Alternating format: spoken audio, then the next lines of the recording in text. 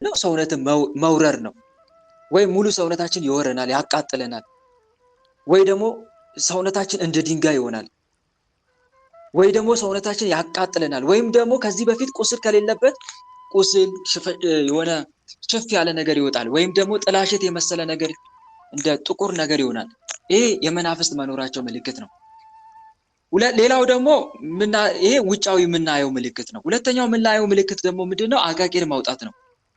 ይሰለችናል፣ ያስጠለናል፣ ወይም ደግሞ ጊዜ ያጥረናል።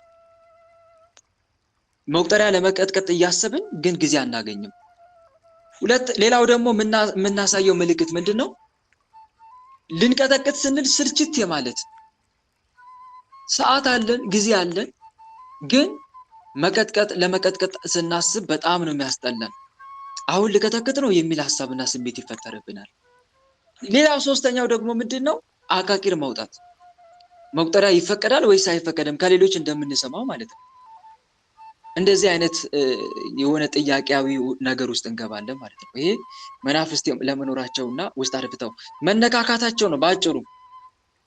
አንድም ለመኖራቸው የምናውቅበት ምልክት ነው። ሁለተኛም ደግሞ ሲቀጥል ለምን ተነካው ነው። እና እህታችንም ያየችው ምልክት ይሄ ነው። ሰውነቴ ወረደ፣ ያሳክከኛል፣ ለአብዱሉ ያደርሰኛል፣ ከስራም ያስወጣኛል። እና ምንድነው? እየተዋጉሽ ነው፣ እየተፋለሙሽ ነው ማለት ነው። እጅ ላለመስጠት የሚያደርጉት ጥረት ነው። እና ከዚህ አንፃር ነው ዞሮ ምንድነው ማድረግ ያለብሽ? መጀመሪያ መስገዱ መልካም ነው፣ መቀጥቀጡ መልካም ነው። ግን በምትቀጠቅጭበት ሰዓት አንደኛ ስራቸውን እንዲያቆሙ። ለምሳሌ ስራቸውን እንዲያቆሙ ማለት ከስራ የሚያስወጣሽ እንደዚህ አይነት ጭንቀት የሚለቅብሽ ከሆነ ስራቸውን አቁሙ እያልሽ ስትቀጠቅጡ፣ መናፍስት ጥፋት የሚያጠፉ ከሆነ ስራቸውን አስቁሙ። ለምሳሌ ስትቀጠቅጡ ቁስል የሚያወጡ ከሆነ ሰውነታችሁ የሚያቆስሉ ከሆነ ምንድነው ማድረግ ያለብን? አንሳ ቁስልን እያልን መቀጥቀጥ። ራስን አጋልጥ ነው አይደል እያልን የምንቀጠቅጠው። ራስን አጋልጥ፣ ማንነትን ተናገር ነው አይደለም። ስለዚህ በዚህ መሀል ስራን አቁም። አሁን ለምሳሌ እህታችን ምን ብላለች? ለአብድ ያደርሰኛል። እንደዚህ አይነት ጭንቀትን አቁም፣ የምታስጨንቀኝ ጭንቀት አቁም በመድኃኒዓለም ስም። ሌላው ከስራ ያስወጣኛል፣ በስራዬ ጣልቃ እንዳትገባ በመድኃኒዓለም ስም አዝዣለሁ እያልሽ መናፍስቱ ማዘዝ፣ ስራቸው ማስቆም ማለት ነው። ስራቸው እንዲያቆሙ እየጠየቅሽ መቀጥቀጥ ያስፈልጋል። በጸሎትሽ መሀል ላይ ደግሞ ርዕስ ሰተሽ እግዚአብሔር አምላክ ስራቸውን እንዲያቆምልሽ መጠየቅና ማሳሰብ ያስፈልጋል ማለት ነው። እና ከዛ አንፃር ነው። ሁለተኛው ጥያቄ ወንድሜ በሳውዲ እስር ቤት ነው ያለው። የተያዘበት ምክንያት ሰው ገድላል በማለት ነው። እስር ቤት ሆኖ ንስሐ ተቀብሏል። አንድ የውጭ ዜጋ ክርስትና ሃይማኖትን መቀበል እፈልጋለሁ ይላል።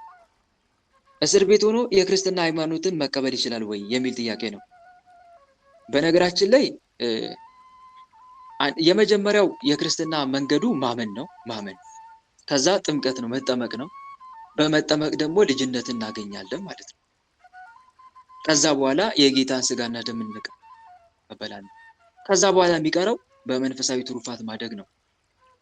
የጌታን ስጋ ከጌታ ስጋና ደም ሳንርቅ በመንፈሳዊት መኖር ነው። አሁን ለምሳሌ እንበልና አንድ ሰው እስር ቤት ነው እንበል። ያ ሰው እምነት የለሽ ነው ወይም ደግሞ ሌላ እምነት ተከታይ ነው እንበል። ያ ሰው ታስሯል። የሞት ፍርድ ተፈርዶበታል እንበል። የሞት ፍርድ ተፈርዶበታል፣ ግን ክርስቲያን መሆን ይፈልጋል። ይሄ ሰው እንግዲህ ወጥቶ ለመጠመቅ አይችልም ማለት ነው። ማመኑን አምኗል። የመጀመሪያው መንገድ ማመን ነው። ሁለተኛ ግን መጠመቅ አይችልም እንበል። የመጠመቅ እድል አላገኘም እንበል። ምን እናድርግ? እንዲህ አይነት ነገር ሲፈጠር እህት ወንድሞች እንዲያድርጉ ማለት አይቻልም። በነገራችን ላይ አምኖ ግን ከተገደለ ወይም ደግሞ ለመጠመቅ መንገድ ላይ ያለ ቢሞት ያ ሰው እንደ ሰማዕት ነው የሚቆጠረው። ግን ዞሮ መጠመቅ ጥምቀት ያስፈልጋል። ጥምቀት እንዴት እናደርግ? ይሄ በነገራችን ላይ እንዲህ አይነት ችግር ውስጥ የገቡ ብዙ ቅዱሳን ነው። በአጭሩ አይታችሁ ከሆነ አንዲት ቅድስት ሴት ነበረች፣ ማርታ የምትባል። ምንድን ነው ያደረገችው?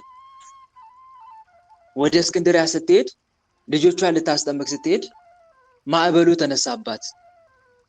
ሲነሳባት ምንድን ነበር ያደረገችው? ንገሩኝ እስቲ። ጡቷን ቀደደችና ጡቷን ቆርጣ ልጆቿን አጠመቀች። በትምህርተ መስቀል ጸሎት ካደረገች በኋላ ጌታ ሆይ ብላ በዚህ ጉዳይ አሳስባ ጸሎት ካደረገች በኋላ ጡቷን ቀዳ ልጆቿን በትምህርተ መስቀል አማትባ አጠመቀቻቸው። ለምን? ሳይጠመቁ እንዳይሞቱ ብላ ፈርታ ነው። ከዛ ወደ ጥምቀቱ ቦታ ስትሄድ ውሃው ይረጋል። ምክንያቱም ጥምቀት አንዲት ናት፣ ሁለተኛ መጠመቅ የለም። አንድም እግዚአብሔር አምላክ የእሷን እምነቷን ሊገልጽላት ፈልጎ ነው። ከዛ ሊቀ ጳጳሱ ተፍጻሜተ ሰማዕት ቅዱስ ጴጥሮስ ምን ነበር ያላት? አንቺ አልነበርሽም በሰዓቱ ያጠመቅሽው፣ በእጅሽ ያጠመቀው ቸሩ መድኃኔዓለም ነበር፣ ራሱ ባለቤቱ ነበር ብሎ ነበር የነገራት። ይህ ከእምነት አንጻር የተደረገ ነው። በእርግጥ ሴት ልጅ ማጥመቅ አትችልም፣ በጭራሽ ማይፈቀድ ተግባር ስለሆነ ማለት ነው። ማይፈቀድ ተግባር ስለሆነ ወይም ደግሞ የሐዋርያት ስርዓት ሐዋርያት የሰሩት ነው። በሐዋርያት ስርዓት መሰረት ክህነት ያለው ሰው ነው የሚያጠምቀው እንጂ በቤተ ክርስቲያን ስርዓት ክህነት የሌለው ሰው አያጠምቅም። ግን አሁን እዚህ ጋር ከእምነት አንጻር ስላደረገች ኩነኔ ሆኖ አልተቆጠረባትም። የእምነት ስራ ብንጠቀም ባይነኝ እኔ እንደኔ ማለት ነው። ለምሳሌ ምንም እንኳን አሁን ይሄ ሰው የሆነ ገጠመኝ 63 ነው 64 አካባቢ ላይ ያዳመጥኩት ነገር አለና ታስታውሱ እንደሆነ እስቲ ያንን ገጠመኝ አዳምጡት። ሴትየዋ አረብ ሀገር ናት። ካዳመጥኩት በጣም ቆይቻለሁ። ምናልባት እናንተ አዳምጣችሁት ከሆነ ታስታውሳላችሁ ብዬ አስባለሁ ይሄን ስነግራችሁ። እና ምን ነበር የተደረገው? አረብ ናት አይደል? ያቺ አረቢት አሰሪዋ ናት እና ልጅቷ ትሰግዳለች። እየሰገደች እያለ እንትኗ ማናት? እስቲ ምናልባት ታሪኩን ተሳስቼ ከሆነ ብትነግሩኝ ብታርሙኝ ደስ ይለኛል። አሰሪዋ ከዛ ሞተች አይደል? ሞታ ነበር አይደል? ድንገት ሞተች። እንደዛ ነው አይደል? አረሙኝ እንጂ እንዴ! ለምን አታረሙኝ እኮ? ካረፈች ከሞተች ድንገት ሞተች። ደነገጠች ልጅቷ። የምትይዘው የምትጨብጠውን አጣች። ምክንያቱም የሰው ቤት ነው ያለችው። እንግዲህ እሷ እንደገደለች ነው የሚቆጠርባት ማለት ነው። እሷ እንደገደለች በዚህ ጨነቃት። ከዛ በኋላ ምን ነበር ያደረገችው? ሆዷ ላይ ነው አይደለም ስትሰግድ የነበረችው፣ ስላድኖን ከፊት ለፊት አድርጋ እንደዛ ነው አይደል? መስገድ ጀመረች። ከዛ በኋላ ተነሳች። በአጭሩ እግዚአብሔር አምላክ ስለዚች እምነት ብሎ ስለ ልጅቷ እምነት ብሎ ምን አደረገ? የሞተችዋን አረቧን አዳናት፣ ወይም ደግሞ ከሞት አስነሳት። በነገራችን ላይ የእምነት ኃይል እኮ ነው። ሰው እምነት ካለው ይደረግለታል። አምናችሁም በጸሎት የምትለምኑትን ሁሉ ታገኛላችሁ የለም? ማቴዎስ ወንጌል ምዕራፍ 21 ቁጥር 22 ላይ አምናችሁ በጸሎት የምትለምኑትን ሁሉ ታደርጋላችሁ። ደግሞ የሚገርመው ደግሞ ልጅቷ ምን እያለች እንደምትሰግድ ነው። ጌታ ሆይ እቺ ልጅ ማነው? ስለ ሴትዮዋ እባክን ምትድን ከሆነ እንድትድን ፈቃድ ከሆንክ አድናት፣ አስነሳት እያለች ነበር የምትሰግደው። ከዛ እግዚአብሔር አምላክ አዳናት ወይም አስነሳት። ከዛ በአጭሩ ወደ ዋና ሀሳብ ይህን ነገር ያመጣሁላችሁ ለምንድን ነው? ተጠምቃለች አይደለ? አረቧ እንዴት እንደተጠመቀች እስቲ ንገሩኝ። ከእናንተው ልስማ፣ እኔ ከምናገር ይልቅ ሰምታችሁት ከሆነ ገጠመኙን። እንዴት ነበር የተጠመቀችው? በኋላ ሴትዮዋ ማለት ልጅቷ የጸለየችው ተነስታ አረቧ ማለት ተነስታ ክርስቲያን ያልተሆን ከሆነ አስነሳት ብላ ከጸለየች በኋላ ከዛ ተነሳችና ሴትዮዋ ደግሞ እሷ እንደጸለየችና በእሷ ምክንያት በእሷ ጸሎት እንደዳነች ማለት አየች። እግዚአብሔር በሞቷ እያለች ያሳያል ማለት ነው። ልጇ እንዴት እየጸለየች እንደሆነ እሱ ከተነሳች በኋላ አረቧ የተናገረችው ነው። አይ እሱ ይኸውልሽ አረቧ የተናገረችው ነው። ከተነሳች በኋላ አንቺ ስትሰግጂ እኔ በር ላይ ሆኜ እጅሽ ያበራ ነበረ ብላ እየነገረቻት ነበረ። እሱን የታወቀ ነው። ግን እንዴት አድርጋ ነው ያጠመቀቻት? እስቲ ንገሩኝ።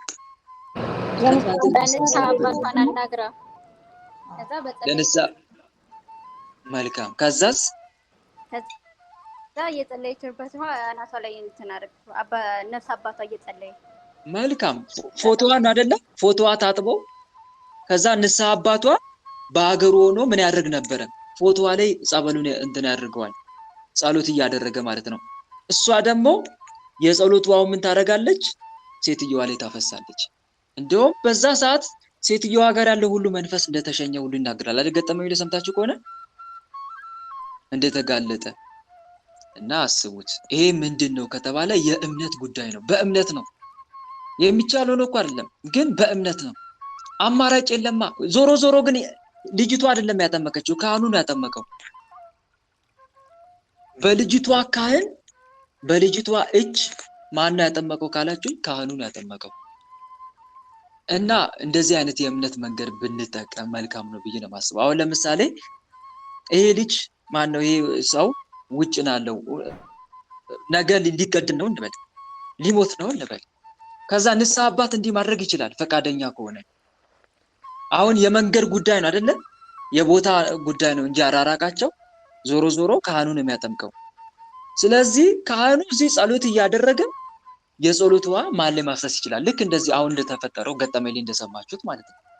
ያ ወንድምየው አለ አይደለ? እስር ቤት ውስጥ ይሄን የጸሎት ውሃ ያፈስበታል። ካህኑ ደግሞ የክርስትናውን ጥምቀት ወይም ደግሞ ቄደር ማን ነው የክርስትናውን መጽሐፈ ክርስትና አለ አይደል? እሱን እየጸለየ ጸሎት ያደርግለታል። እሱ ጸሎት በሚያደርግበት ሰዓት ቅጽበት ደግሞ ያንን የጸሎት ውሃ ያፈሳል። በዚህ አማካኝነት የልጅነት ጥምቀት እግዚአብሔር አምላክ እምነታቸውን አይቶ እንደተጠመቀ ይቆጥርለታል፣ ያደርግለታል ማለት ነው።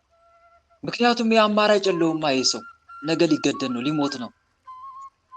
እንዲህ አይነት የእምነት መንገድ ብንጠቀም ብዬ ልመክር ወዳለሁ ለማለት ፈልጌ ነው ባጭሩ። ዞሮ ዞሮ እንደተመለሰላችሁ ተስፋ አደርጋለሁ። ሶስተኛ ጥያቄ አንዲት እህታችን እንዲህ ብላ ጠየቀች። ሌላው ደግሞ በነገራችን ላይ እስቲ ወደ ሶስተኛ ጥያቄ ከማለፌ በፊት በተጨማሪ የምመክረው ምክር ምንድን ነው? ይሄ ወደ ክርስትና እምነት የተመለሰው ሰው አብዝቶ ጸሎት ማድረግ አለበት። እዛው እስር ቤት ውስጥ ሆኖ እግዚአብሔር አምላክ በእንደዚህ አይነት ከመንግስቱ እንዲደምረው ከመጠመቁም በፊት ከተጠመቀም በኋላ እንዲደምረው በመንግስቱ እንዲጨምረው እግዚአብሔር አምላክን መማጸን አለበት እስከሚሞትበት ወይም እስከሚገደልበት ድረስ ማለት ነው። እና ይሄንን ነው የምመክረው። ሌሎችም ጸሎት እንዲያደርጉለት ወንድሙ፣ ንስሐ አባቱም፣ ሌሎችም ማለት ነው። እና ይሄን ይመስላል። ሌላው ሶስተኛ ጥያቄ አንዲት እህታችን እንዲህ ብላ ጠየቀች። በግዝት ወቅት ከባለቤቴ ጋር ግንኙነት ፈጽምን። ወንድሜ ይሄ ንስሐ ያስፈልገዋል? አዎ ንስሐ ያስፈልገዋል፣ ምንም ጥያቄ የለውም። ምክንያቱም በግዝት በዓላት ቤተክርስቲያን ከሩካቤ ስጋ ታቅቦ እንድናደርግ ታዘናለች። ይሄም ሩካቤ ስጋ ኃጢአት ሆኖ አይደለም። ሩካቤ ስጋ ኃጢአት ሆኖ ሳይሆን ከስጋችን ይልቅ ለነፍሳችን እንድናደላ ስለሚፈለግ ነው። ሌላው አራተኛ ጥያቄ አለ። አንድ ወንድማችን እንዲህ ብሎ ጠየቀ። ጸበል መጠመቅ ፈልጌ ወደ ጸበል ቦታ ሲሄድ ራሴን የማገኘው ሌላ ቦታ ነው፣ ምን ትመክረኛለህ? ይሄ ደግሞ መንፈሱ እየሰወረክ ነው ወንድም አለም። መንፈሱ እንድትጠመቅ አይፈልግም። እንደዚህ የሚያደርጉ መናፍስቶች አሉ። ለምሳሌ እንደ ጠቋር ያለ መንፈስ። ጠቋራውን ለምሳሌ ልብ ይሰውራል፣ ያስጨንቃል። ጠቋር በነገራችን ላይ የጠቋር ባህሪን የተወሰነ ልንገራችሁ። ሌሊት በህልም ያስፈራራል። ከሌሎች መናፍስት ለየት የሚያደርገውን ባህሪ ነው እየነገርኳቸው ያለሁት። ሌሊት በህልም ያስፈራራል፣ እየመጣ ያንቃል። እየመጣ ማነቅ ብቻ አይደለም፣ ሌሊት የሆነ ህልም ያሳየና ያሳየን ህልም በሚቀጥለው ቀን ተግባራዊ ያደርገዋል። ያሳየን ህልም እኮ ነው፣ የሆነ ህልም አይታል። ያሳየን ህልም ደግሞ በማግስቱ ሲፈጸም ሲተገበር ታየዋለህ፣ ትደነግጣለህ። ከእግዚአብሔር ያየህ እንደሆነ አስመስሎም ሊያሳምን ይሞክራል። ይሄ ነገርማ ከእግዚአብሔር የሆነ ህልም ነው እስክትል ድረስ።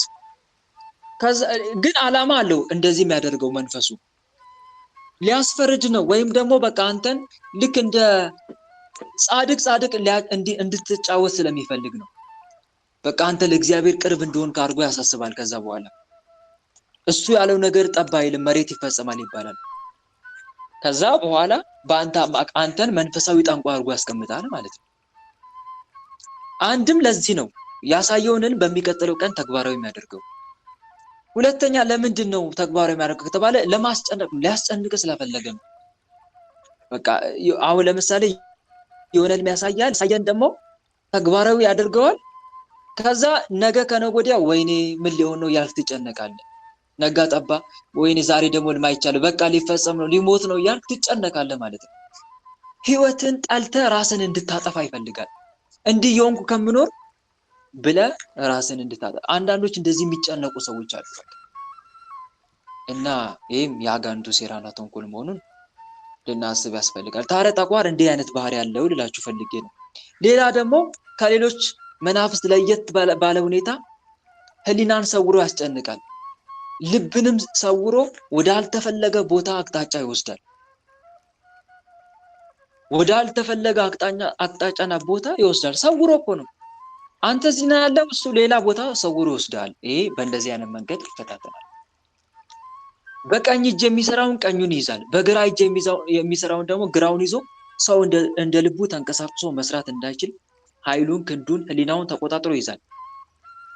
መሪ መሆን፣ የስልጣን ቦታ ላይ መቀመጥ ይወዳል። አብዛኛው ጥቁር መልክ ያለው የእንስሳም የልብስም የእቃ ምርጫ የጠቋር ዋነኛ መገለጫ ነው። ብዙውን ጊዜ ጥቁር ነገር አብዝተን እንድንወድ የሚያደርግ ማለት ነው። አያይዤ ነው ስለ ጠቋር መንፈስ ባህሪ እየተናገርኩ ያለሁት። ግን በዋናነት ላቸው የምፈልገው ነገር ምንድነው? ዛር ከሆነ ከዛር መናፍስት ጠቋር እንዲህ ልቡናን የመሰወር ስራ ይሰራል እላችሁ ፈልጌ ነው። ሁለተኛ ደግሞ የአይምሮ መተት። ምን አልኳችሁ? የሚሰውር የአይምሮ መተት። ትክክል። የአይምሮ መተትም እንደዚህ ሄድ መለስ ያደርጋል። የአይምሮ መተት ከሆነ ሄድ መለስ፣ በተለይ አይምሮአችን ተወስዶ ከሆነ በሰው በእድል ማለት ነው። የእድል መተት ተልኮ የአይምሮ የእድል መተት ተልኮ ከተነጠቀ ድንገት ሳናስበው ያለንበት ቦታ ወይኔ ምን እየሰራው ነው እስከ ማለት ድረስ እንደርሳለን። ማስተዋላችን ተነጥቋላ። ለዛ ነው የማስተዋላችን ብቃት ስለተነጠቀ አንዳንዴ እንባንናለን ያለንበት ቦታ ሁሉ እስኪጠፋን ድረስ። ይሄ የአይምሮ መተትም እንደዚህ አይነት ስራ ይሰራል ማለት ነው። ስለዚህ ምን ማድረግ አለብን ከተባለ ወደ ጸበል ቦታ ከመሄድ በፊት መንፈሱን መገዘት አለብን። እግዚአብሔር አምላክንም መማፀን አለብን። ጌታ ሆይ ልቦናዬን እኔ ወደ ጸበል ለመሄድ ፈልጌ ልቦናዬን እየሰወረ ከጸበል ቦታ አስወስዶ ሌላ ቦታ እንድገኝ የሚያደርገኝ መንፈስ እባክህ ያዝልኝ፣ ስራውን አስቆምልኝ እያልን በቅዱሳን ጸሎት እየተማጸንን መንፈሱን መገዘት አለብን። በተለይ በምንወዳቸው ቅዱሳን ገድላቸውን ጸልየን ለምሳሌ እንበል አሁን መድኃኒዓለም አይደል ዛሬ የመድኃኒዓለም ድርሳኑን መልኩን ትጸልያለህ። ከዛም ቸሩ መድኃኒዓለም ሆይ በስምህ ተማጸኛለሁ ትላለህ። መልኩና ድርሳኑን ከጸለይክ በኋላ ይህ መንፈስ ያዝልኝ፣ እሰርልኝ፣ ልቦናዬን ሰውሮ ከጸበል ቦታ ወደ ሌላ ቦታ እንዳይወስደኝ ለአንተ አሳልፌ ሰጥቻለሁ ብለህ አሳልፈ ከሰጠው ቸሩ መድኃኒዓለም አስሮት ያንን መንፈስ እዛ ጸበል ቦታ ሄዶ እንዲጋለጥ፣ እንዲለፈልፍ፣ እንዲሸኝ ያደርገዋል ማለት ነው። እና በዚህ መንገድ አስቀድመ ከመሄድ በፊት መንፈሱን መገዘት። በነገራችን ላይ መናፍስት ጸበል ቦታ እንዳንሄድ አንደኛው የሚጠቀሙበት መንገድ አሁን ወንድማችን ላይ እንደደረሰው ነው። ወንድማችን ላይ እንደደረሰው እንዴት ካላችሁኝ ልብን ሰውሮ ይወስድና ሌላ ቦታ እንድንገኝ ያደርገናል። አይምሮና ልቡን ሰውሮ። ሁለተኛ ደግሞ ወደ ጸበል ቦታ እየሄድክ እያለ ችግር እንዲገጥም ቶሎ ድረስ እንድትባል ያደርጋል። ወይ ከቤት ከዘመድ ከወገን ተደውሎ ቶሎ ድረሽ እየሄድክ እኮ ነው ወደ ጸበል። ከዛ አንተ ጸበል የምትሄድበትን መንገድ አቋርጠ ወደዛ ጉዳይ ትሄዳለህ ማለት ነው። ብዙውን ጊዜ ገጠመኝ ስትሰሙ ልቦናቸውን እየሰወረ ወደ ሌላ ቦታ እንዲገኙ የሚያደርጋቸው ብዙ ምዕመናንን እንዳሉ ትሰማላችሁ ገጠመኝ ላይ። ይሄ የአጋንንት ሴራና ተንኮል ነው። ሁለተኛ እንዴት እያደረገ ወደ ጸበል ቦታ እንዳንሄድ ያደርገናል ከተባለ ልክ ጸበል ቦታ ልትሄድ ስትል ወንድ ከሆንክ ህልመ ሌሊት ይመታል፣ በህልመ ሌሊት ያስቀራል። ሴት ከሆንሽ ደግሞ የወር አበባ ያመጣብሻል ያለ ጊዜው። በእንደዚህ አይነት መንገድ ሌላ ወይ ደግሞ እንድትታመም ያደርጋል። ጸበል ቦታ ልትሄድ ስታስብ በቃ ቀኑን ታማሚ ሆነ ቁጭ ያደርጋል።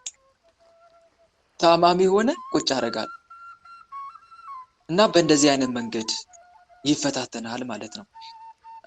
ገጠመኝ ሰምታችሁ ከሆነ ገጠመኝ 61 ላይ 61 ላይ 61 ላይ እስቲ አዳምጡ እና እዛ ላይ ልጅቷ ወደ ጸበል ቦታ ልትሄድ ስትል እዚህ ቦታ እንሂድ ሲሏት በቃ ሊመጣ ነው መሰለኝ ዛሬ ብላ ስታስብ ይሄን እንዳለች የወር አበባ መምጫው ምልክቷን እንደሚያሳያት ሰምቼ ነበረ። እውነት ነው፣ እንደዚህ አይነት ምልክት ያሳያል።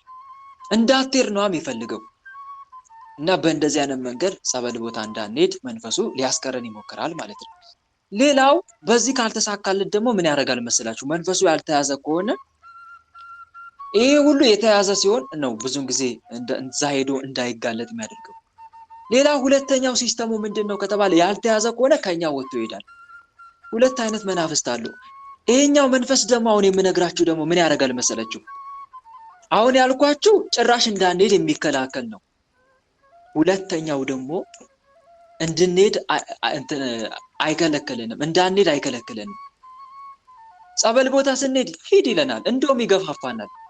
ይሄም ጠቋር መንፈስ እንዲህ አይነት ጸባይ አለው። በነገራችን ላይ ጠቋር መንፈስ አንድ ሰሞን መንፈሳዊ አንድ ሰሞን ዓለማዊ የሚያደርግ ነው። በነገራችን ላይ ብዙ ጊዜ ህይወታችን አንድ ሰሞን ጎበዝ አንድ ሰሞን ሰነፍ የምትሆን ከሆነ ጠቋር ነው እንደዚህ አይነት ስራ የሚሰራው በዋናነት አብዛኛውን ጊዜ ማለት ነው። ሌሎች መንፈስ አይሰሩም አይደለም፣ ግን አብዛኛውን ጊዜ ሄድ መለስ አይነት መንፈሳዊት እንድንኖር የሚያደርገን ጠቋር ነው። ለብ ያለ መንፈሳዊ ህይወት በራድ ወይም ትኩስ እንዳይደለ ስራውን አውቃለሁ። በራድ ወይም ትኩስ ብትሆንስ መልካም በሆነ ነበር፣ ግን እንዲሁ ለብ ስላልክ በራድን ወይም ትኩስ ስላሉን ካፌ ልተፋ ነው የሌለ መጽሐፍ ቅዱስ ላይ ዮሐንስ ራእይ ምዕራፍ 15 ላይ ምዕራፍ 3 ቁጥር 15 እስከ 17 ላይ እንዲህ አይነት ህይወት እንድንኖር የሚያደርገን እሱ ነው። እና ጸበል ቦታ እንድንሄድ ይገፋፋናል። እንደውም ቤተክርስቲያን ሄደን እንድናስቀድስ ይገፋፋናል። ለምን መሰላችሁ? የለብኝም ብለን እንድናስብ። እኔ ጋር መንፈስ የለብኝም፣ ንጹህ ነኝ፣ ይሄው ጸበል ተጠምቄ አልጮኩም፣ ይሄው ቅዳሴ ያስቀድሳለሁ፣ ይሄው ቆርባለሁ። ስለቆረብክ መንፈስ የለብህም ማለት ግን አይደለም ወንድሞች፣ እዚህ ጋር እንዳትረሱ እሺ። አንዳንድ ሰዎች በቃ ንጹህ መሆናቸው የሚያስቡት ይሄው ትቆርብ የለ ይሄው ይቆርብ የለ አይነት ነገር። ስለቆረብክ መንፈስ የለብኝም ብለህ የምታስብ ከሆንክ በጣሙን ተሳስተሃል፣ ተሳስተሻል። ያደፍጣል መንፈስ እኮ ይቀመጣል። ምክንያቱም አንዳንድ መንፈስ በእርግጥ ወንድሞች ንስሐ ስንገባ የሚለዩ መናፍስት አሉ። አንድ ይሄን ያዙልኝ። ንስሐ ስንገባ ምን የሚሆኑ የሚለዩ የኛን ከኃጢአት መመለስ አይተው በዛችው ሰዓት የሚሄዱ መናፍስት አሉ። አንድ እንዳትረሱ። ሁለተኛ ቅዱስ ቁርባን ስንቀበል ደግሞ የሚሄዱ መናፍስት አሉ። ቅዱስ ቁርባን ስንቀበል የሚለዩ መናፍስት አሉ። ሌላስ ስግደት ስንሰግድ በላብ በኩል ደግሞ የሚሄዱ መናፍስት አሉ። ባይገርማችሁ ጸሎት ስንጸልይ በማንጠራራት የሚሄዱ መናፍስት አሉ። የመናፍስት ሸኝት በተለያየ መንገድ ነው፣ እንደ ተጋድሏችን። አንዳንዱ ደግሞ ይገርማችኋል፣ መልካም ስራ ስታደርግ ደግሞ ከአንተ የሚለዩ መናፍስት ደግሞ አሉ። መልካም ስራ ስትሰራ ለምሳሌ እድሜ ልክ ንፉግ ሆነ ኖራል እንበል። ንፉግ ስስታም ስግብግብ ሆነ ኖራል ማለት ነው። በቃ የሌለ ቸር ሆነ ለድሆች መመጽወት ስትጀምር ደግሞ ከአንተ የሚለዩ መናፍስት አሉ። ባይገርም ቸር መሆን ስትጀምር ወይም ደግሞ በሰው ላይ ሳትፈርድ ስትቀር ከአንተ የሚለዩ መናፍስት ደግሞ አሉ። እንደየተጋድሎክ ነው። እንደየተጋድሎክ እግዚአብሔር አምላክ በፈቀደው መንገድ የሚሸኝ መንፈስ አለ ለማለት ፈልጌ ነው። አንዳንዱ ደግሞ በጾም ደግሞ ጾም ተክተ ጾመ ተስፋ አልቆርጥም ብለህ እስከ መጨረሻው ስትጸና በፈተና ድል ስትነሳቸው ደግሞ በትዕግስት ድል ስትነሳቸው ከአንተ የሚለዩ መናፍስት ደግሞ አሉ። ተስፋ አለመቁረጥን አይተው ከአንተ የሚለዩ መናፍስት ደግሞ አሉ። ተስፋ ሊያስቆርጥ ታግለው በቃ ተስፋ አልቆርጥም ስትላቸው ደግሞ የሚሄዱ መናፍስት አሉ። ባለፈው የነገርኳችሁን ማምጣት ይቻላል። አሁን እዚህ ጋር አንድ መነኮስ አለ ከባህታውያን አንዱ። ይሄም ዜና በውል ያለ በነገራችን ላይ ዜና በውል የሌለ ቅዱሳን ታሪክ አለ። ይገርማችኋል በእውነት እሱ መጽሐፍ ግዙና አንብቡት። ባለፈው ፎቶ አንስቼላችሁ ልኬላችኋለሁ እኮ ይሄን መጽሐፍ እንድታነቡት እና ባካችሁ ይሄን መጽሐፍ ግዙና አንብቡት። በጣም ብዙ ጥቅም ታገኛላችሁ። የእውነት ከብዙ ቅዱሳን ተሞክሮ ህይወት ትማራላችሁ። ደግሞ እሱን መጽሐፍ የምታነቡት ከሆነ ሁሌ ተስፋ አትቆርጡ። ሁሌ እንደ ንስር ነው ራሳችሁ የምታድሱት። ኃይላችሁን እንደ ንስር ታድሳላችሁ። ሁሌ ለተጋድሎ አዲስ ነው የምትሆኑት እሱ መጽሐፍ ስታነቡት። እና ባካችሁ እሱ መጽሐፍ ግዙና አንብቡት። እና ከዛ መጽሐፍ ሳነብ ምን ነበር አንድ ባህታዊ ያለ ወትሮ በተለየ ሁኔታ በጣም ራበው 3 ሰዓት ላይ እንዴ ያለ ወትሮ እንዴት ይርበኛል ሳልና በጣም ታገሰ፣ ጸና። መጨረሻ ላይ ረሃቡን አሸነፈና እስከ 6 ሰዓት ሆዱን ጨብጦ ቆየ። አሁንማ ልብላ አልቻልኩም፣ ወይኔ ልሞት ነው እንዲያለና ምግቡን አንስቶ ሊመገብ ሲል እንዴ ግን ከወትሮ በተለየ ሁኔታ 6 ሰዓት የምበላው ምን ተፈጥሮ ነው አለና አልበላም። እልህ ያዘው። ደስ አይልም? እንዲህ አይነት እልከኝነት ደስ አይልም? ንገሩኝ እስቲ ወንድሞች፣ እንዲህ አይነት እልከኝነት፣ እጅ አለመስጠት፣ እጅ አለመስጠት፣ የፈለገ ይምጣ። ይሄ እንዲህ አይነት እልከኝነት በእውነት ሊበረታታ ይገባል። መንፈሳዊ እልከኝነት ማለት የጀመሩትን ተጋድሎ ዋጋ ሳይቀበሉበት፣ የድሉን አክሊል ሳይቀዳጁበት፣ ለእግዚአብሔር በመገዛት ውስጥ ለሰይጣን እጅ ላለመስጠት ያለ መንፈሳዊ ትግል፣ ይሄ መንፈሳዊ እልከኝነት ይባላል። ብዙዎቻችን ግን የሚያሳዝነው እልከኝነታችን በጣም በተጣመመ መንገድ ነው። የሰደበንን እስካልሰደበን ድረስ እንቅልፍ አይወስደንም። ይሄ መጥፎ እልከኝነት ነው። የበደለንን አጸፋውን እስካልመለሰን ድረስ እንቅልፍ አይወስደንም። ይሄ እንዲህ አይነት እልከኝነት መጥፎ ነው። ገሃነም ነው የሚያወርድክ። እንዲህ አይነት እልከኝነት ገሃነም ነው የሚያወርድሽ። ታዩ አይጠቅምም። በቀል የኔ ነው፣ እኔ ብድራትን እመልሳለሁ ነው የሚለው እግዚአብሔር አምላክ። በቀልና ፍርድ የኔ ነው ይላል። ኦሪት ዘዳግም ምዕራፍ ወይ ጥቅሱን ጠፋብኝ። ኦሪት ዘዳግም ምዕራፍ 16 ምዕራፍ 24 ምዕራፍ 32 ቁጥር 35 ላይ ምዕራፍ 32 ቁጥር 35 ላይ ታገኛላችሁ። እና በቀል የእግዚአብሔር ነው እንጂ የኛ አይደለም። ሮሜ መልእክት ምዕራፍ 9ም ታገኛላችሁ እንደዚህ የተጻፈ በቀል የሰው ልጅ እንዳልሆነ የእግዚአብሔር እንደሆነ። እልከኛ መሆን ከፈለክ በአጋንንት ላይ እልከኛ ሁን እንጂ፣ እልከኛ መሆን ከፈለክ በድክመት ላይ እልከኛ ሁን እንጂ በሰው ላይ አይደለም እልከኛ መሆን ያለበት። እና ጨከነ። ከዛ 9 ሰዓት እንደምን ብሎ ተስፋ ሳይቆርጥ ቆየ። 9 ሰዓት ላይ አጋንንት እንደ ጢስ ነው ከጭንቅላቱ ላይ ሲወጡ የተመለከተው፣ ከሰውነቱ ላይ አጋንንት እንደምን እንደ ጢስ ብን እያሉ ሲሄዱ አስባችሁታል? ይሄ ምንድነው? ከተጋሎ ደግሞ የሄዱ መናፍስት አሉ ማለት ነው። በተጋሎ የሚሄዱ መናፍስት አሉ ልላችሁ ፈልጌ ነው። ትዕግስተኛ በመሆን መናፍስት ካንተ ይሄዳሉ። ስለ ጸለይክ ብቻ አይደለም፣ ትዕግስትንም ገንዘብ ስላደረክ ካንተ የሚሄዱ መናፍስት አሉ። በሰው ላይ ባለ መፍረድም እና ይሄ መረዳት አለብህ ለማለት ፈልጌ ነው። ዞሮ ዞሮ ወደ ዋናው ሐሳቤ ወደ ወንድማችን ጥያቄ ስመጣ መናፍስት ወደ ጸበል ቦታ እንድንሄድ ሲለዩን በምን ምክንያት ነው? ለምሳሌ እንደ ጠቋር ያለ መንፈስ ከሆነ ደግሞ ወደ ጸበል ቦታ እንድንሄድ ይገፋፋና እሱ ግን አይሄድም። እነኚህ መናፍስቶች አይሄዱም፣ ከቤት ይቀራሉ፣ ዛፍ ላይ ይቀራሉ። ብቻ የሚያርፉበት ቦታ አያጡም። ወይም ደግሞ ደካማ ሰው ላይ ሄደው ያርፋሉ። ወይ ቤተሰቦቻችን ላይ የማይጸልይ ወንድም እህት ካለን እነሱ ላይ ይቀመጡና እኛ ወደ ቤተክርስቲያን ሄደን ጸበል ተጠምቀን ቅዳሴ አስቀድሰን ቅዱስ ቁርባን ተቀብለን እስከምንመጣ ይጠብቃሉ። እነሱ ቤት ይጠብቃሉ። ከዛ በኋላ አንዳንዱ ደግሞ ይገርማቸዋል። ቅዱስ ቁርባን በተቀበልክ ቀን ከአንተ ሸሽቶ ቆይቶ በማግስቱ ደግሞ አንተ ጋር መጥቶ ይሰፍራል። አይገርምም? እንዲህ አይነት መንፈስም አለ። ቅዱስ ቁርባን የተቀበልክ ቀን አንተ ይሄዳል። በቃ በቻለ መጠን እንዳትቀበል ይከለክላል። ካልተሳካለት ደግሞ ከአንተ ይወጣና ቅዱስ ቁርባን የተቀበል ቀን አይገባም፣ አንተ ጋር አይመጣም። ምክንያቱም ይቃጠላል። ይሄ ነው የማምለጫ ጊዜልና ያመልጣል። ከዛ በኋላ በማግስቱ በሁለተኛው ቀን ደግሞ ይመጣል። እንዲህ አይነት መንፈስም አለ። ይገርማቸዋል። ይሄ ሰዓት ወጣ ገባ የሚል መንፈስ ማለት ይሄ ነው።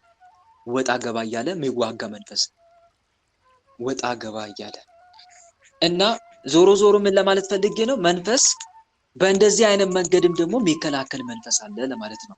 አሁን ወንድማችን ጋር ያለው መንፈስ ደግሞ ምን እያደረገ ነው? ጭራሽ ጸበል እንዳይጠመቅ ነው እየከለከለው ያለው፣ ልቡን ሰውሮ ወደ ሌላ ቦታ። ይሄ መንፈስ ወይ የተያዘ መንፈስ ነው ማለት ነው። ጸበል ቦታ ከሄደ እንደሚጋለጥ ወይም ደግሞ ስራ ሁሉ እንደሚበት ያውቃል።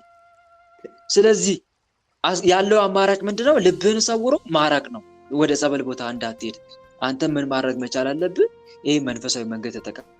አስቀድመ ወደ ጸበል ከመሄድ በፊት ድርሳን መልክ ገድል ጸልየ በተለይ የምትወደውን ቅዱስ መልኩን ድርሳኑ ጸልየ እባክህ ሰርልኝ። ይሄ መንፈስ ልቦና ይሰውሮ አይምሮ ይሰውሮ። ዲያቆን ባለቤቴ ታማ በጣም በጭንቅላ ይቅርታ እህት ወንድሞች፣ በመሀል ጥያቄ መጠየቅ በጭራሽ ማይፈቀድ ነው፣ አይፈቀድም። እንደዚህ አይነት ጥያቄ እንዳታመጡ ወይም እንዳከፍቱ፣ የሰው ሀሳብ ትሰርቃላችሁና።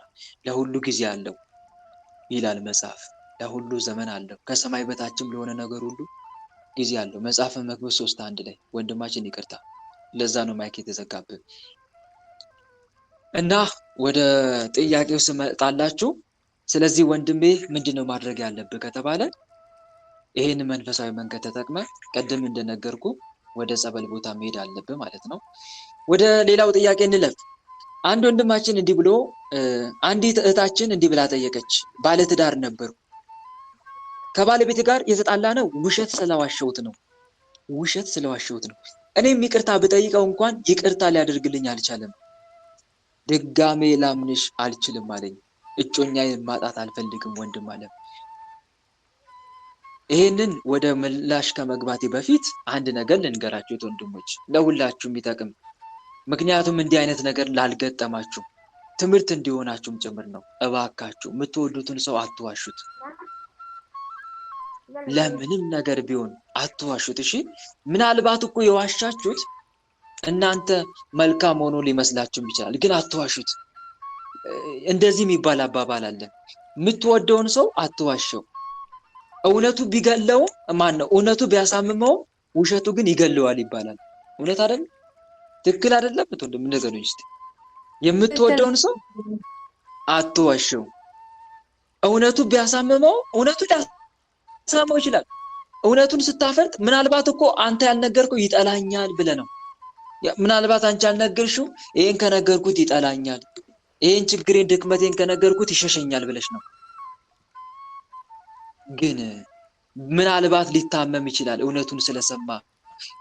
እመሙን ቢያስታምም ለሳምንት ወይም ለ3 ቀን ለ4 ቀን ነው። ከዛ በኋላ ግን ማገገሙ አይቀርም። እውነተኛ ፍቅር ካለው ያገግማል። እውነተኛ ፍቅር ሊታመም ይችላል ግን አይሞትም ይባላል። እውነት ነው። እና ዞሮ ዞሮ ምን ለማለት ፈልጌ ነው፣ እባካችሁን የምትወዱትን ሰው አትዋሹት። የፈለገ ቢሆን እውነቱን ከደረሰ እናንተ ለማመን ይቸገራል። እንደዚህ የሚባል አባባል አለ፣ ስለዋሸኝ አይደለም ያመመኝ የተሰማኝ ድጋሚ ላላምን ስለምችል እንጂ የሚባል አባባል አለ። በጣም ከባድ አባባል ነው። እውነት በጣም ከባድ ነው። እና እባካችሁ በቻላችሁት መጠን እንዳትዋሹ። በጭራሽ ውሸት የሚባል ሐሰት ከኃጢአት ሁሉ ይከፋል ይላል እኮ ደግሞ። ሐሰተኛ ሰው አንድ ከዋሻ ለማመን ይችላል። አንዴ እውነተኛ ሆነ ራሱ ከስንት አንዴ እንደው በአጋጣሚ ከዋሻ በቃ ያ ሰው ሁሌም እንደምትዋሽ ነው የሚመስለው። ሁሌ ይጠራጠራል። በቃ ሁሌ እውነት ዋሽተኛውን አይነት ነገር ማለት ነው። የአፍ ወለምታ ነው በቅቤ አይታሽም። እንደዚህ አይነት አባባል አለ። እና ምን ለማለት ፈልጌ ነው፣ በቻልነው መጠን ላለመዋሸት ትምህርት ውሰዱ ለማለት ፈልጌ ነው፣ ሌሎቻችሁም ጭምር።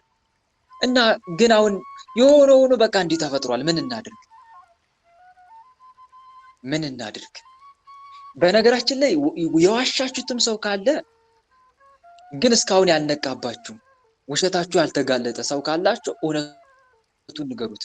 ያ ሰው እውነቱን ከመድረሱ በፊት እውነቱን ሊደርስ ይችላል። በነገራችን ላይ ሰይጣን ለጊዜው እንድንዋሽ ያደርገንና ከጊዜ በኋላ ባልጠበቅነው መንገድ እውነቱ እንዲጋለጥ ያደርጋል። ከዛ በኋላ በቃ ለማስተባበል እንሞክራለን፣ ምን እንላለን፣ ተቀባይነት አናገኝም። ሰይጣን በሰው ዘንድ ያለንን ታማኝነት በዚህ መንገድ ያሸረሽርብናል፣ ይገልብናል ማለት ነው። እና ኢየሱስ ሰለባ እንዳንሆን ምን እናድርግ? አሁን ለምሳሌ ዋሽተሽ እኮ ያለው ሰው ካለ ዋሽተው ያለ ሰው ካለ ወንድሜ አስቀድማችሁ ንገሩት። ወይም እህቴ ባለፈው እንዲህ ብዬ ነግሬሽ ነበረ፣ ግን እኔ አልቻልኩም። በቃ እስከዛሬ ድረስ በዚህ ውሸት ልቀጥል አልቻልኩኝ። ምክንያቱም እንዳንተ ያለውን ሰው መዋሸት አይቻልም። ወይም ደግሞ እንዳንተ ያለውን ሰው ልዋሸው አልችልም። ከውሸቴ ጋር አብሬ መቀጠል አልቻልኩኝም። ምክንያቱም የእግዚአብሔርን ፍርድ ሰምቼ ፈራው። ሐሰተኞች የእግዚአብሔርን መንግስት አውርሱም ይላልና ይላል እኮ መጽሐፍ ቅዱስ። በነገራችን ሐሰተኞች የእግዚአብሔርን መንግስት አውርሱ። አንደኛ ቆሮንቶስ ምዕራፍ 6 ቁጥር 9 እስከ 10። ዮሐንስ ራእይ ላይም ይናገራል። ምዕራፍ 21 ቁጥር 27 ላይ ውሸት የሚያደርግ በጭራሽ ወደ እግዚአብሔር መንግስት አይገባም ይላል። ከእግዚአብሔር ፍርድ የተነሳ ፈራው። እኔ እንደዚህ አይነት ባህሪ ኖሮብኝም አይደለም። እኔ እንዲህ ያልኩ ከዚህ አንፃር ነው። እና እባክህን ዛሬ እውነቱን ልነግርህ ተገድጃለሁ ብለን እውነቱን መናገር አለብን። እና እሱ እስኪደርስበት ድረስ ልንጠብቅ አይገባም ማለት ነው ባጭሩ። እሱ እስኪደርስ ድረስ ልንጠብቅ አይገባም። መሳሳት ሰብአዊነት ነው። ስህተትን አምኖ መቀበል፣ ከስህተት መመለስ ደግሞ ብልህነት ነው። እና አንድ የምንማረው ትምህርት ይሄ ነው። ግን አሁን ይሄ ነገር ተፈጠረ፣ እሺ ምን እናድርግ? በሁለት መንገድ ነው ማስተካከል የምትችይው እህት ዓለም እንደኔ። አንደኛ እግዚአብሔር አምላክ እንዲረዳሽ በጸሎት ፈጣሪ መጠየቅ ነው የመጀመሪያው። ምክንያቱም በጸሎት ማይቻል ነገር የለም። በጸሎት ብዙ ስራ መስራት ይቻላል። ጌታ ሆይ ይሄን ለምን እንዳደረግኩ አንተ ታውቃለህ። አጥፍተሽም ከሆንሽ ጌታ ሆይ በጥፋቴ ተጸጽቻለሁ። እውነት ነው፣ ይገባኛል። አለማመንም ይችላል። ምክንያቱም ዋሽቻለሁ። ጌታ ሆይ ይሄን ስህተቴን አምኛለሁ በአንተ ፊት።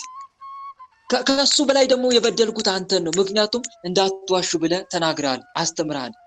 በቅዱስ ወንጌል በመጽሐፍ ተናግረሃል። ከሱ በላይ የበደልኩት አንተን ነው። ምክንያቱም ለምንም ነገር ቢሆን መዋሸት ተገቢ አይደለም። ጌታ ሆይ ግን ከዚህ ከስህተቴ መመለሴን እባክን እንድለየው ለማልፈልገው ሰው አስረዳው። መንገድ አታጣም፣ እንዲረዳኝ አድርገው እያልሽ አጥብቀሽ ተማጸኝ። እግዚአብሔር አምላክ እመኚኝ አይተውሽም። ያንቺን ከልብ መመለስሽን አይቶ በሆነ ነገር ያስተምረዋል። ያንቺን ንጹህነት፣ ያንቺን ከስህተት መመለስ እግዚአብሔር አምላክ እሱን በሆነ ነገር ያስተምረዋል። መንገድ አያጣም። በአንድ ነገር እንዲረዳሽ ያደርገዋል ማለት ነው። እና በዚህ መንገድ አንደኛ ትልቁ ነገር ጸሎት ነው። በጸሎት እግዚአብሔር አምላክ መሀል ገብቶ እንዲያስተካክለው ማድረግ ይቻላል። ጌታ ሆይ ግን ይህንን ኃጢአትሽን እየታመንሽልን ለመድኃኒዓለም ጌታ ሆይ ከእንግዲህ ወደዚህ ስህተት አልመለስም፣ ነገር ግን እንድለየው የማልፈልገውን ሰው እንዲረዳኝ አድርገው እያልሽ ተማጸኝ። እግዚአብሔር አምላክ ያስተምራል። ታስታውሱ እንደሆነ እኔ ይገርመኛል፣ አባ አትናቴዎስ የሚል መንፈሳዊ ፊልም አይታችኋል? አባ አትናቴዎስ በቅርብ የተሰራ ማለት ነው። ቅዱሱም በቅርብ ነው እንትን የተነሳው። አይታችኋል? አባ አትናቴዎስ ፊልም አፍቶብኛል። እሱ መንፈሳዊ ፊልም ድሮ ነው ያየሁት።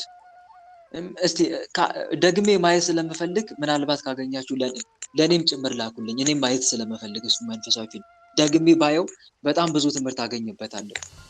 አባ አትናቴዎስ እና እሱ መንፈሳዊ ፊልም ላይ ሳይ አባ አትናቴዎስ ካህን ነው እና ንስሐ አባት መጣና ለምን ኃጢአቴን ለሰው ነገርክብኝ አለ።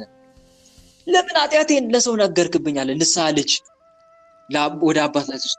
ኧረ እኔ ኃጢአትን ለማንም አልነገርኩም አለው አባ አትናቴዎስ።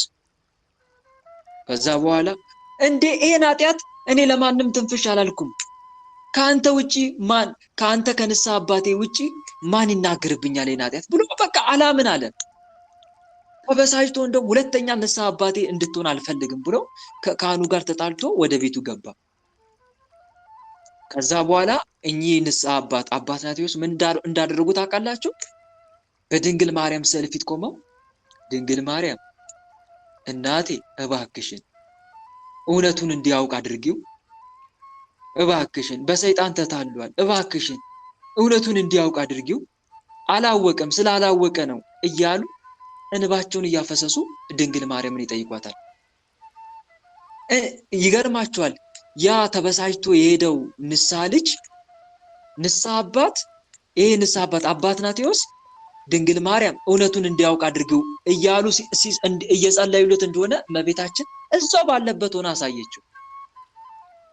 እዛው ባለበት ሆና አሳየችው እየጸለየ እንደሆነ። ከዛ በኋላ በማግስቱ መጥቶ ይቅርታ አባቴ፣ እመቤታችን ሁሉን ነገር ገልጻልኛለች እርስዎ ንጹህ እንደሆኑ ብሎ ይቅርታ ጠይቆ ይፍቱኝ ብሎ ንስሐ ገብቶ ሄደ። አሁን እኚህ ንስሐ አባት በምንድን ነው እውነቱን ያሳወቁት? ንገሩኝ። እሷ አልረዳ ሲላቸው በምንድን ነው የሄዱት? በጸሎት ኃይል እንደዚህ ማድረግ ይቻላል። እና እህት ዓለም የጸሎትን መንገድ ተጠቀም ያልኩሽ አንዱ ከዚህ አንፃር፣ አንቺም ጌታ ሆይ እኔ ስህተተኛ እንደሆንኩ አውቃለሁ፣ ለስህተቴም ንስሐ ገባለሁ፣ ስለ ኃጢአቴም አለቅሳለሁ፣ ነገር ግን የማልፈልገው ጓደኛዬ በስህተቴ ምክንያት ሊለየኝ ነውና እባክህ አምላኬ እንዲረዳኝ አድርገው እያልሽ አልቅሰሽ ተማጸኝ። እመኝኝ እህት ዓለም እግዚአብሔር አይተውሽም። አምናችሁ በጸሎት የምትለምኑትን ሁሉ ታገኛላችሁ ብሎ ተናግሯልና በዚህ መንገድ ማስተካከል ይቻላል። መንፈሳዊ ፊልሙን ግን እባካችሁን ካገኛችሁት ላኩልኝ። እኔ ራሴ ማየት ፈልጋለሁ። አልጠገብኩም። እሱ መንፈሳዊ ፊልም ደጋግሜ ባየው ብዙ ትምህርት እንደማገኝበት ተስፋ አደርጋለሁ። እና ይሄንን ነው የምመክርሽ እህት ዓለምዬ። ሁለተኛው መንገድ ያልኩሽ ምንድነው? በቃ መልካም ሰው ሁኚ። በአጭሩ ህይወትሽን ለውጪ። ምን የሚባል ነገር አለ? ደግነት መስማት የተሳናቸው፣ ትላንትና ስናገር የነበርኩት ደግነት መስማት የተሳናቸው የሚሰሙትና ማየት የተሳናቸው የሚያዩት ቋንቋ ነው ይላል። መስማት የተሳናቸው የሚሰሙትና ማየት የተሳናቸው የሚያዩት ቋንቋ ነው። እውነት ነው። አንድን ሰው ተናግረን ማስረዳት ካልቻለን በተግባር ግን ማሳየት ይቻላል። አይቻልም? በተግባር ስህተት እንደተመለስን ይቻላል? አይቻልም? ይቻላል። ያ ሰው ፍጹም ተለውጠን ማሳየት መቻል አለብን። ዋጋ ከፍለን ማሳየት መቻል አለብን። የተሰበረ ልብ መጠገን የሚቻለው በዛ መንገድ ነው። አንደኛ በጸሎት፣ ሁለተኛ ደግሞ መልካም በሆነው በመገኘት እሱን ሊማርክ በሚችል አይነት ስብዕና ሆነን መገኘት መቻል አለብን። ልቡን የሰበርነውን ሰው ማለት ነው። ያኔ በዚህ መንገድ መመለስ ይቻላል፣ አመኔታን ማግኘት ይቻላል ማለት ነው። እና በዚህ መንገድ ነው። ሌላው ደግሞ እህት ወንድሞች እባካችሁን የይቅርታ ልብ ይኖራችሁ። እሺ፣ በእንደዚህ አይነት ነገር ያላችሁ እንበልና ጓደኛችሁ ዋሽቶ አገኛችሁት፣ እንደው ስለ ኪዳነ ምሕረት ይቅር በሉት። እልከኛ ልብ አይኖራችሁ፣ ይቅር በሉ። ይቅር ካላላችሁ ምን ነበር ያለው መድኃኒዓለም? እስቲ ንገሩኝ። ይቅር ካላላችሁ ይቅር አትባሉ በጭራሽ። እኔም ይቅር አልላችሁም ነው ያለው። እኔም ይቅር አልላችሁም። እውነት ነው። አንተ ይቅር አንደኛ ይኸውልህ፣ በተለይ አሁን ይህን ትምህርት እየሰማችሁ ያላችሁ እህት ወንድሞች አላችሁ፣ ሁላችሁም ስለ መናፍስት ውጊያ ተምራችኋል። በመጠኑም ቢሆን ብዙ የቆያችሁ ብዙ ተምራችኋል። በቅርብ የገባችሁ ደግሞ እዚህ ማህበር ላይ ትንሽም ቢሆን ተምራችኋል። ያንተ ውጊያ ከሰው ጋር አይደለም፣ ከአጋንንት ጋር ነው። በቃ ወንድም በመናፍስት ታለለው ወደቀ። ለምንድን ነው ይቅር ማትለው? ውጊያ እኮ መንፈሳዊ የጦር አፈሙዝ ማነጣጠር ያለበት ሰው ላይ አይደለም። ሰውን እንደ ፈረስ የሚጋልብ መንፈስ እሱ ላይ ነው ማነጣጠር ያለበት። መንፈሳዊ የጦር አፈሙዝ ሰው ላይ አታተኩር። በቃ ሰው ነው፣ ይሳሳታል። የሰው ፍጹም የለም። ይቅርታ አድርግለት። እንደውም ወንድም ቢበድልህ ገስጸው፣ ቢጸጸትም ይቅር በለው። በቀንም 7 ጊዜ እንኳን ቢበድልህ በቀንም 7 ጊዜ ተጸጸትኩ እያለ ወደ አንተ ቢመለስ ይቅር በለው አይደል የተባለው? በቀንም ተመልከቱ፣ 7 ጊዜ እኮ ነው ተጸጸትኩ እያለ ወደ አንተ ቢመለስ ይቅር በለው። አንዴ ስለዋሸ ይቅር በለው አይደለም የተባለው። 10 ጊዜ ቢዋሽ እንኳን ይቅርታ አድርግለት እኮ ነው እያለ ያለው መድኃኒዓለም። 7 ጊዜ ደጋግሞ ቢዋሽ እና መልሶ ደግሞ ተጸጸትኩ እያለ ወደ አንተ ቢመለስ ይቅር በለው እንጂ የይቅርታ ልብን አትዝጋ ነው። እስከዚህ ድረስ ነው ይቅር እንድንል የታዘዝ ነው። ለምንድን ነው ልባችንን ልከኛ የምናደርገው? ፕሊስ የይቅርታ ልብ ይኑረን። እኛ ይቅር ካላለን መድኃኒዓለም ይቅር አይለንም። ደግሞ እኮ እንዲህ ብሎ ተናግሯል። ማርቆስ ወንጌል ምዕራፍ 1 ቁጥር 24 ላይ ለጸሎትም በቆማችሁ ጊዜ በሰማይ ያለው አባታችሁ ኃጢአታችሁን ይቅር እንዲላችሁ በማንም ላይ አንዳች ቢኖራችሁ ይቅር በሉት። እናንተ ግን ይቅር ባትሉት በሰማይ ያለው አባታችሁ ኃጢአታችሁን ይቅር አይላችሁም። በቃ አያምነኝም ከእንግዲህ የሚል እንደውም አያምነኝም ብሎ እንዲጨነቅ አታድርጉት። ያንን ሰው አታርፈሉት፣ ደስ ይበለው። ግን እንዲህ አይነት የጥፋተኝነት ስሜት እንዲሰማ ደግሞ እንደ ካደ ራሱ ከዚህ በፊት እንደዋሻችሁ አታንሱበትም። ሁለተኛ ምክንያቱም ይቅር ብላችሁታል እኮ ከዚህ በፊት የረሳ እናንተ ይገርማችኋል እኮ አንዳንድ ሰው ምን አይነት እልከኛ እንደሆነ ይቅር ተባብሎ የሆነ ጸብ ሲነሳ ያኔ የረሳውልን እንዳይመስል ይላሉ። በጸብ መሃል ላይ ያኔ ያደረከኝን የረሳውልን መሰለ የረሳውልሽ መሰለሽ የሚሉ ሰዎች አሉ።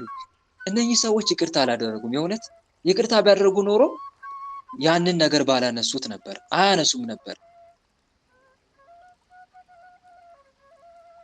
እግዚአብሔር አምላክ ይቅር ባለ ኃጢአት ደግሞ ይመራመራል እንዴ? አይመራመርም እኮ።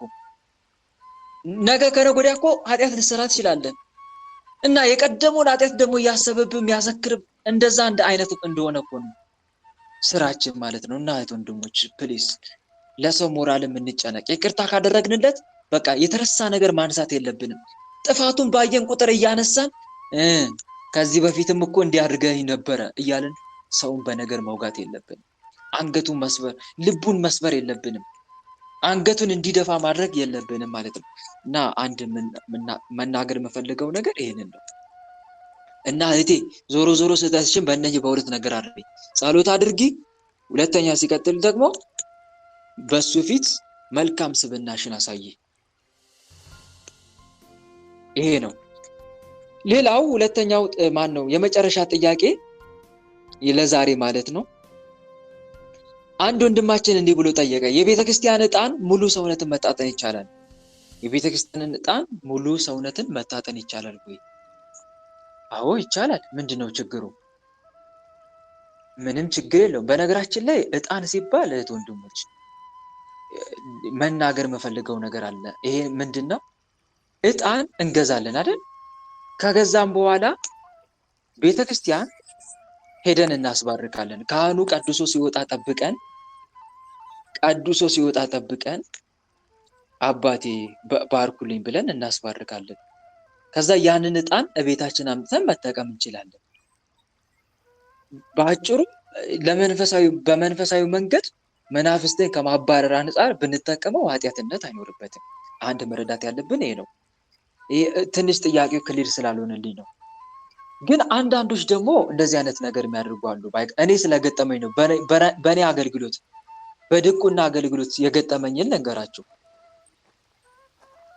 ከቤተ መቅደስ ዕጣን አውጥተህ ስጠኝ የሚሉኝ ምዕመናን ገጥመውኛል። እንዲህ አይነት ነገር አይፈቀድም። እሺ ወንድሞች፣ አንዷ ናት በየዋህነት መጣ፣ ወንድሜ አቤት፣ እና ከቤተ መቅደስ ከውስጥ አውጣና እስቲ ዕጣን ዘግና አምጣልኝ አለች። ይሄ በጭራሽ አይፈቀድም። ለምን ካላችሁ ለቤተ ክርስቲያን አገልግሎት የተሰየመ ነው፣ ዕጣን ነው። በአጭሩ ያ ዕጣን ወደ ቤተ መቅደስ የገባው ለቅዳሴ አገልግሎት እንዲውል እንጂ ለሌላ አገልግሎት እንዲውል አይደለም። ያንን አውጥቶ ማውጥ መስጠት በጭራሽ የማይፈቀድ ነገር ነው። ግን ራሳችን ዕጣን ገዝተን ያንን ዕጣን አስባርከን ግን በቤታችን ወስደን ብንፈልግ ልብሳችንን ማጠን በልብሳችን ላይ እንዳድር በአጭሩ በመንፈሳዊ መንገድ መጠቀም ይቻላል። ስናስቀምጠው ደግሞ በጸሎት ቤት ነው ማስቀመጥ ያለብን። ቅባ ቅዱስ፣ መቁጠሪያ፣ ዘቢብ፣ ዕጣን በጸሎት ቤት ነው መቀመጥ ያለባቸው፣ በክብር ቦታ ማለት ነው። በክብር ቦታ አስቀምጠን መጠቀም እንችላለን። ከዚህ ውጭ ግን ለቤተ ክርስቲያን አገልግሎት የተሰየመውን አውጥተን መጠቀም የማይቻል የማይፈቀድ ነው። ይሄንን ላሳስብ እወዳለሁ። እና ይሄን ይመስላል። ዞሮ ይሄን ይመስላል። ለዛሬው እዚህ ጋር ይብቃን። 7ኛ ጥያቄ ላይ ላቁም። እንደ እግዚአብሔር መልካም ፈቃድ ነገ እንቀጥላለን። የነገው ጥያቄና መልስ ቅድም እንደነገርኳችሁ የቃል በቃል ጥያቄና መልስ ይሆናል ማለት ነው። እግዚአብሔር አምላክ የነገው ሰው ይበለን። ለዛሬ እዚህ ጋር ይበቃናል። ሰዓታችን ስለደረሰ ነው። 12 ሰዓት እያለ ነው። ለነበረን ጊዜ አምላካችን ልዑል እግዚአብሔር በእውነት ስሙ ከአጽናፍ እስከ አጽናፍ ለዘላለም የተመሰገነ ይሁን። በሰማነው ቃል በተማርነው ትምህርት 30፣ 60፣ 100 የምናፈራ አድርገን የስሙ ቀዳሽ የመንግስቱን ወራሽ ለመሆን ያብቃን። አሜን። ወስብሐት ለእግዚአብሔር ወለወላዲቱ ድንግል ወለመስቀሉ ክቡር። ይቆየን። ሁላችንም ለጸሎት እንነሳ። በልዑል እግዚአብሔር ፊት መቆማችንን እናስተውል። መላ ሰውነታችንን በትምህርተ መስቀል 3 ጊዜ እናማትብ። በስመ አብ ወወልድ ወመንፈስ ቅዱስ አሐዱ አምላክ አሜን። በስመ አብ ወወልድ ወመንፈስ ቅዱስ አሐዱ አምላክ አሜን። በስመ አብ ወወልድ ወመንፈስ ቅዱስ አሐዱ አምላክ። ቅዱስ እግዚአብሔር፣ ቅዱስ ኃያል፣ ቅዱስ ሕያው፣ ቅዱስ ኤልሻዳይ፣ ቅዱስ አዶናይ፣ ቅዱስ ጸባዖት፣ ቅዱስ ያህዌ፣ ቅዱስ ኢየሱስ፣ ቅዱስ ክርስቶስ፣ ቅዱስ አማኑኤል፣ አቤቱ ሰማይና ምድርን የፈጠርክ ጌታ፣ የሚታየውን የማይታየውን ዓለም የመሰረት ቅድመ ዓለም የነበርክ አሁንም ያለ ዓለምንም አሳልፈ የምትኖር የዓለም አዳኝ የዓለም መድኃኒት መድኃኔ ዓለም ኢየሱስ ክርስቶስ ሆይ እንደ ኃጢአታችን እንደ በደላችን ብዛት ሳትመለከተን እንደ ምሕረትህ እንደ ቸርነት ብዛት ተመልክተህ መርሐ ግብራችንን በሰላም አስጀምረህ በሰላም ያስፈጸምከን ለዚህ ሰዓትም ያደረስከን እናመሰግናለን። ምስጋና ይሁን ለአብ፣ ምስጋና ይሁን ለወልድ፣ ምስጋና ይሁን ለመንፈስ ቅዱስ ዛሬም ዘወትርም ለዘላለሙ አሜን። ምስጋና ይሁን ለአብ፣ ምስጋና ይሁን ለወልድ፣ ምስጋና ይሁን ለመንፈስ ቅዱስ ዛሬም ዘወትርም ለዘላለሙ አሜን። ምስጋና ይሁን ለአብ፣ ምስጋና ይሁን ለወልድ፣ ምስጋና ይሁን ለመንፈስ ቅዱስ ዛሬም ዘወትርም ለዘላለሙ አሜን። አቤቱ አምላካችን ቸሩ መድኃኔዓለም እንደ ኃጢአታችን እንደ በደላችን ብዛት ሳትመለከተን እንደ ምሕረትህ እንደ ቸርነት ብዛት ተመልክተህ ለዚህ ያደረስከን ስለ ድንግል ማርያም ብለህ ቀሪውን ጊዜያችን እንድትባርክልን አምላክ ሆይ ሰዓተ ማልቱን ባርከ ቀድሰ ሰላም እንደዋልከን ሰዓተ ሌሊቱን ባርከ ቀድሰ ሰላም እንድታሳድረን የነገ ሰውም እንድትለን ቅዱሱ ገናናው ስምንም ለማመስገን እንድታበቃን በኃጢአታችን በበደላችን ብዛት ቅዱሱ ገናናው ስምን መጥራት ባይገባንም እንደ ምሕረትህ እንደ ቸርነት ብዛት እንዲያለን ወደ አንተ እንማጸናለን።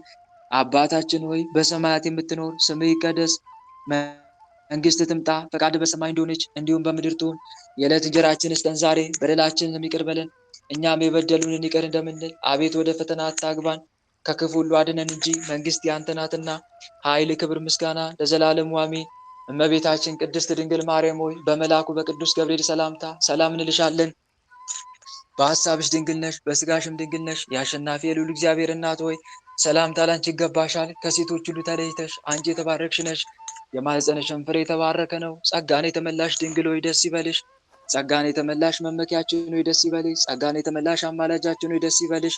ልዑል እግዚአብሔር ከአንቺ ጋር ነውና ከተወደደው ልጅሽ ከጌታችን ከመድኃኒታችን ከኢየሱስ ክርስቶስ ዘንድ ይቅርታንና ምሕረትን ለምኝልን ኃጢአታችንም ያስተሰርይልን ዘንድ ለዘላለሙ አሜን። የእግዚአብሔር አብ ፍቅር፣ የእግዚአብሔር ወልድ ቸርነት፣ የእግዚአብሔር መንፈስ ቅዱስ አንድነት፣ የተወዳጇ እናታችን የመብርሃን አማላጅነት፣ የቅዱሳኑ ረዳትነት በሁላችን ላይ እንደዋለ በሁላችን ላይ ይደር አሜን። አምላካችን በሰላም አሳድረን። አምላካችን በሰላም አሳድረን። ቀኑን በሰላም እንዳዋልከን የሰላም ሌሊት አድርግልን። ቀኑን በሰላም እንዳዋልከን የሰላም ሌሊት አድርግልን። እመቤታችን አማላጃችን ተመልከች ወደኛ። እመቤታችን አማላጃችን ተመልከች ወደኛ። የልጅሽ ቸርነት ይሁነን መዳኛ፣ ያንቺ አማላጅነት አይለየን ከኛ። የልጅሽ ቸርነት ይሁነን መዳኛ፣ ያንቺ አማላጅነት አይለየን ከኛ። ጸጋ ነሳይነ ወሕይወተ ረከብነ በኃይለ መስቀሉ ለኢየሱስ ክርስቶስ ኪያከ እግዚኦ ነአኩት ነሲያነ ጸጋ ዘእመንፈስ ቅዱስ የፍቅር ባለቤት የሰላም ንጉሥ ሰላማዊ ኢየሱስ ክርስቶስ ሆይ ሰላምን ስጠን፣ ሰላምን ማጽናልን፣ ኃጢአታችንንም ይቅር በለን፣ በሰላም ሄደን ወደ የቤታችን እንገባ ዘንድ የበቃን አድርገን ለዘላለሙ አሜን። እትኡ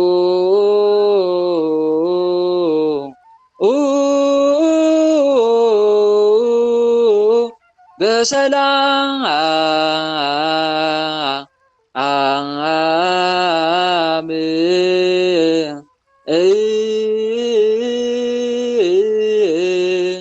እሾህ ሳይወጋችሁ እንቅፋት ሳይመታችሁ በሰላም ወደ የቤታችሁ ያግባችሁ። አሜን አሜን አሜን አሜን። እህት ወንድሞች፣ የዛሬው መርሐ ግብራችን በሚገባ ተጠናቋል። መርሐ ግብራችንን በሰላም አስጀምሮ በሰላም ያስፈጸመን ቸሩ አምላካችን መድኃኔዓለም ኢየሱስ ክርስቶስ በእውነት ስሙ ከአጽናፍ እስከ አጽናፍ ለዘላለም የተመሰገነ ይሁን። አሜን። እግዚአብሔር አምላክ የነገ ሰው ይበለን። አሜን። ነገ 28 ቅዱስ አማኑኤል ቸር አምላካችን ወራዊ መታሰቢያ ክብረ በዓሉ ነው። መልካ ቅዱስ አማኑኤልን እንጸልይ። ሌላው አብርሃም፣ ይስሐቅ፣ ያዕቆብ እነኚህ ሶስቱ አበው ቅዱሳን አባቶቻችን ወራዊ ዓመታዊ መታሰቢያ ክብረ በዓላቸው ነው። ስለዚህ ወንድሞች የአብርሃም የይስሐቅ የያዕቆብ ገድላቸውን ብናነብ፣ በተለይ ገድለ አብርሃም አግኝቼ ነበር አንድ ሰሞንና እሱን ካገኛችሁት ብትጸልዩት መልካም ነው። ገድለ አብርሃም ይስሐቅ አብርሃም ወሳራ ሚል እሱ በተለይ በነገራችን ላይ እንማርበታለንም በረከትም እናገኛለን። ገድል ስትጸልዩ ሁለት ጥቅም ታገኛላችሁ። አንደኛ ትማሩበታላችሁ። ስታነቡት በጣም ብዙ ጠቃሚ የሆኑ ነገሮችን ታገኛላችሁ።